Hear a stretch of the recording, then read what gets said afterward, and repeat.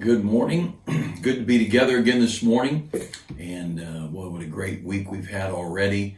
And life just gets running. And thank you for coming and joining us for a few minutes each morning. And hope you'll take time with God. Talk to God about our country, our leaders. I've said over and over and over, pray for our president, pray for our governor, all those in between. Pray for local decisions being made. A lot of needy people, a lot of good business people that their whole world's messed up. A lot of the common employees, regular people that build a great nation. We got to look after the average man, and a lot of them financial pressures and there's emotional pressures. Somebody said that the last month in California there were more suicides than there were all of 2019. And that shows us a deep emotional and a spiritual need. And we got to care about our country and care about our state and care about our area. And so I want to encourage you, pray. Pray for God to direct and God to bless and God to help and take time. And you may not be able to relate to depression, but I guarantee you, the right circumstances come, you can meet that big demon of depression pretty easily. He is there. None of us are completely, immune to the pressures. The right circumstance can get on us, and so hope you'll be good people. Pray. We want God to use these days for His glory and for His good, and so of course, church services tonight. Wednesday night we'll be here online and in the parking lot on the FM station and in the auditorium. 7 o'clock. I want to encourage you to join us. And Sunday night, I don't know who watches these videos, but Sunday night was great. I just finished eating a oatmeal cookie, so I should have finished swallowing it before I started this video, but I'm being healthy. I've got oatmeal cookie and the Stater Brothers water. But Sunday night, the outdoor service has just been a pleasure. And if you don't normally come on Sunday night, we take the back parking lot, we rope it off so we have it for chairs. People bring their own camp chairs, however they want to bring it. And I have a small platform and the keyboard, some of the orchestra is out there.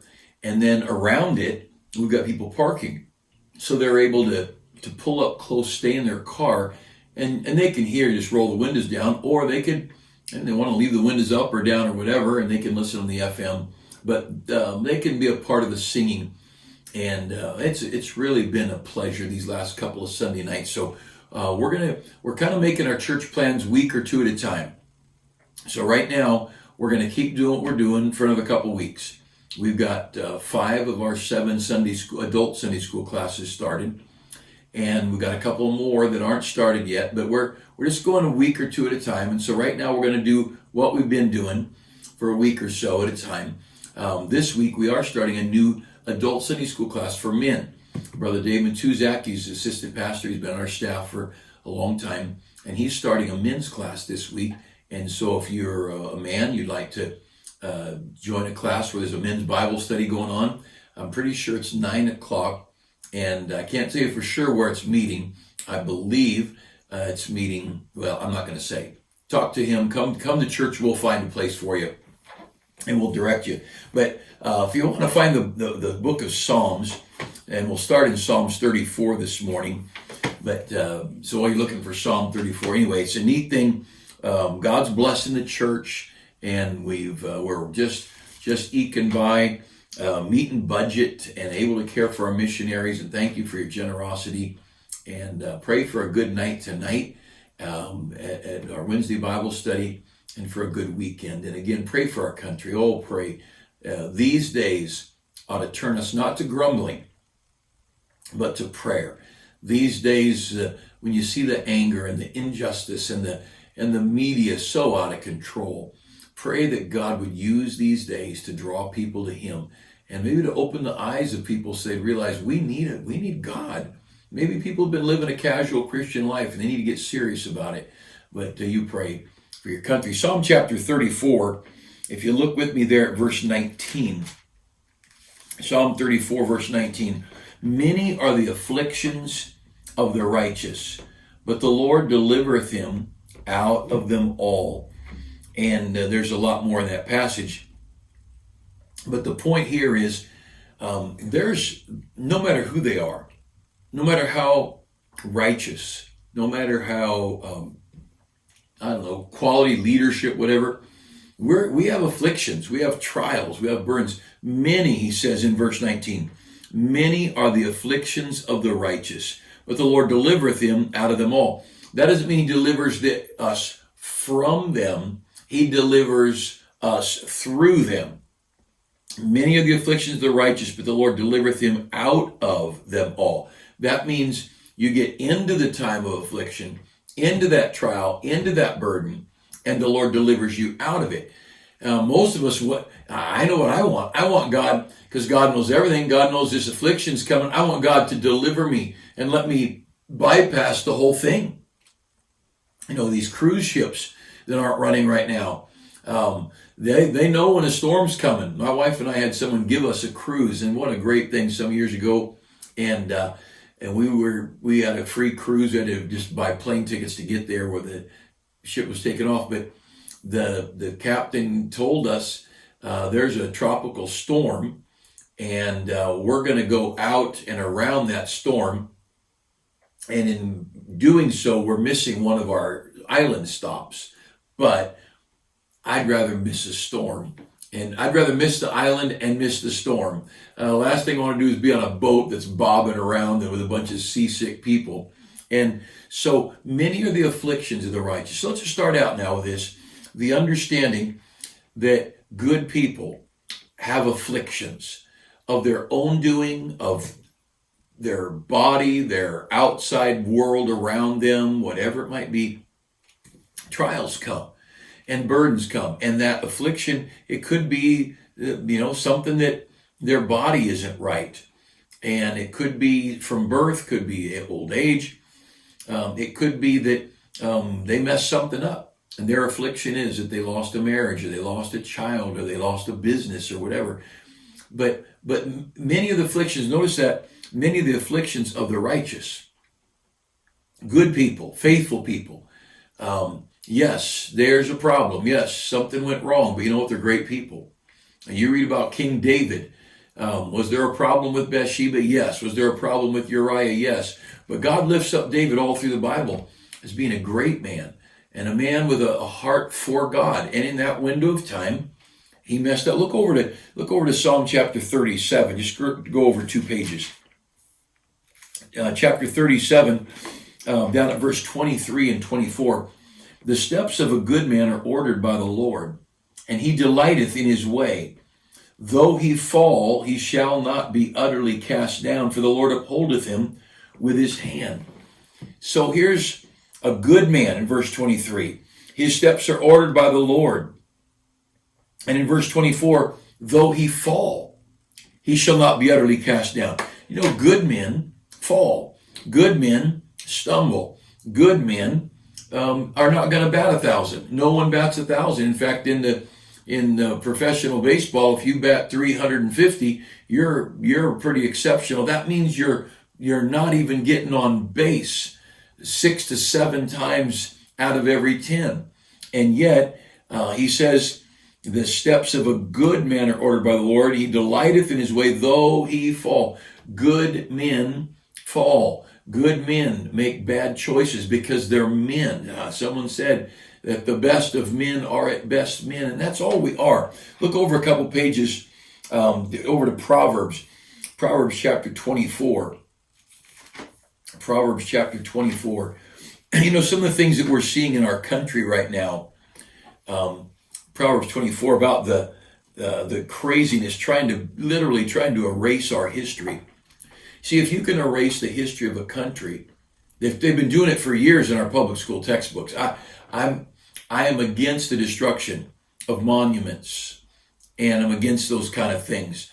But they've already destroyed that history in our school textbooks. They've already destroyed that part of our history in our colleges and universities. Look, for many years now, they've been making Washington and Jefferson and they've been making those guys out to they write a biography, and everything bad about those guys they can find, they print, trying to make them small. You see, men that are exceptional, men that are great men, they humble common people like us. They remind us how simple we are. Well, they're just men, but they're men God used. They're men that God used in a miraculous way, in a wonderful way. And so the idea that if I want to change America, and I want to fundamentally change America, as President Obama said, and by the way, I don't. I love the old-fashioned America we had. But if I want to fundamentally change it, I've got to eliminate greatness. I've got to eliminate free enterprise. I've got to eliminate those who made it, those who became successful without the government helping them, and also knowing that those great men, and that any of us who accomplish anything for good, that there's weakness in our life. Look at Proverbs 24. Look down at verse 16. For a just man falleth 7 times and riseth up again. A just man falls 7 times. And then the rest of the verse, but the wicked man, the just man falleth 7 times and riseth up again, but the wicked shall fall into mischief. The just and the wicked fall. It's just that the just man gets up and keeps going and doing right, and the wicked end up in trouble. There's something to be said for us admiring and respecting people and having heroes, though those heroes turn out to be human. If you eliminate humanity from the founding of America, there is no America. People act as if the native Indians who were here before us, as if they never took anyone's property, as if they never were at war at anyone else. These horrible Europeans coming over and killing people. And I think there probably was, I wasn't there, I don't know. Sure seems like there's a lot of injustice went on. But you're not going to tell me that the Apache and the Cherokee didn't fight, and the Chippewa and the Arapaho didn't argue and fight over each other's lands. And men have been at war since Cain killed Abel. And somehow we lift up one group of people as if they're some holy, sacred thing, and take some other people and make them look like they're horrible, wretched people. Let me tell you something. We're all wretched people. We've all messed up. The crowd of people who are pulling down statues because the statue of somebody who was bad. I'd love to see the biography of those people who are pulling down those statues. Look, we're men. We're humanity. We're men and women that are frail and weak, and it just happens that some of us really are human. You think about Ronald Reagan. What a great president Ronald Reagan was, and yet, where he came from. Before, we may just remember the White House. He was in Hollywood. You know how corrupt and perverse Hollywood is, and he lost a marriage in Hollywood or somewhere along the way. Nancy Reagan, that all of us know, this wonderful, refined lady, she wasn't his first wife. And so we've got a guy who lost a marriage, and a guy who was in Hollywood, which is not a place for Sunday school saints. And whatever went on in Hollywood, I don't know. But I just have a feeling that there's some difficulties there. But out of Hollywood and out of a broken marriage, a new marriage comes along to Nancy Reagan, and governor of California, and a wonderful president who stood up for God and for right. And what a great thing. And did he have a few blemishes? Sure he did. Did something go wrong? Absolutely. But isn't it great that God uses men? And that God uses common men to do uncommon things. General Patton, many of you know a little bit about World War II General Patton. Wow, what an incredible man. What an amazing leader. What a passionate soldier. And you read his biography from childhood. The guy was unusual from childhood. He'd take toy soldiers and reenact Civil War battles and Revolutionary War battles, and I'm talking about 7-8-year-old child setting up battles, artillery, horse cavalry. His mind was studying warfare from first grade on. And what a unique man. Now, I wouldn't want my son to pick up his vocabulary. And there were times Patton had an attitude that needed adjusted according to us warm and fuzzy people. But man, what a man. Would we have even won the World War II without General Patton? I don't know, but I know he was key. And understand this, greatness always comes from humanity.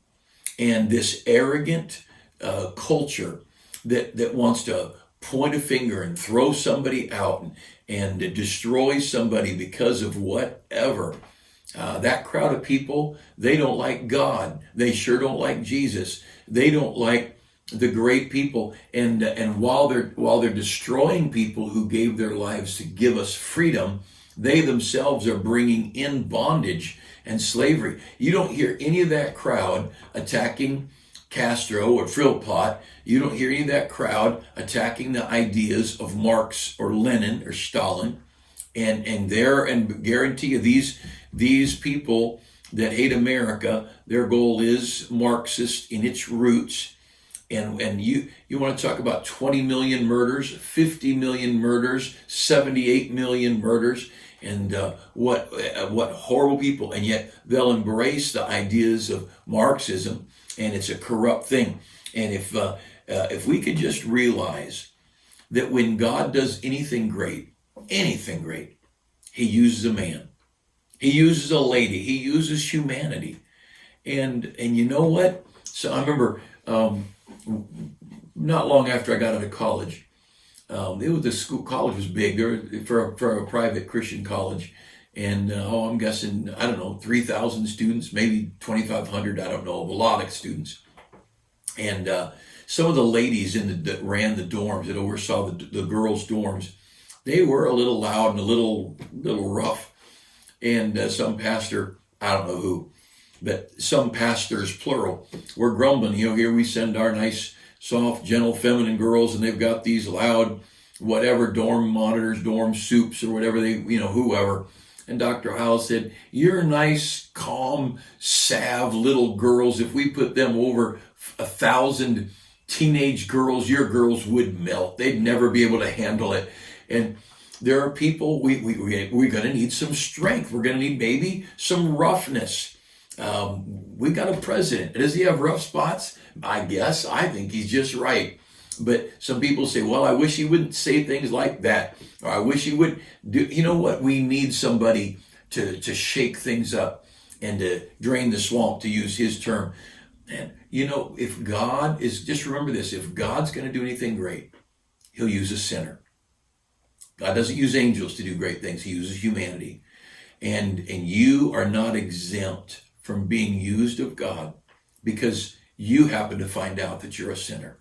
And great people in history and great people today are not exempt from being used of God simply because there's a blot somewhere along the way. And maybe that God won't use them here, but he'll use them here instead. But you know what? God uses people. I know a guy who got in some trouble and ended up in prison, and maybe the rest of his life, I don't know. But a mutual friend, and I wasn't real close to this guy. I knew him, and we'd spoken on occasion. But he didn't go to our church. But he was a good guy, and I knew him before he ended up going to jail. And again, like I said, probably life in jail. But someone else who knew him, who was close to him, and this is 20 years ago probably, someone else who knew him, I ran into him one day and he said, you remember so-and-so? I said, well, sure. And he said, you wouldn't believe what he's doing. He said he got an okay from the prison chaplain, and he's organized a church. He's preaching and he's seeing people saved, and the story went on and on, all the wonderful things are going. Here's a guy who had made a mess of things. But when God sees fit to do anything, he uses a man or a lady, obviously. He uses people. And so let's don't join this. I hate everybody in American history because they had a pimple, because they did whatever. I'm not making excuse for anything anybody did wrong. What's wrong is wrong, and it's wrong. But the fact is, when you're at war and you're shooting at the enemy, you don't care what the guy next to you has done. You just care if he can aim.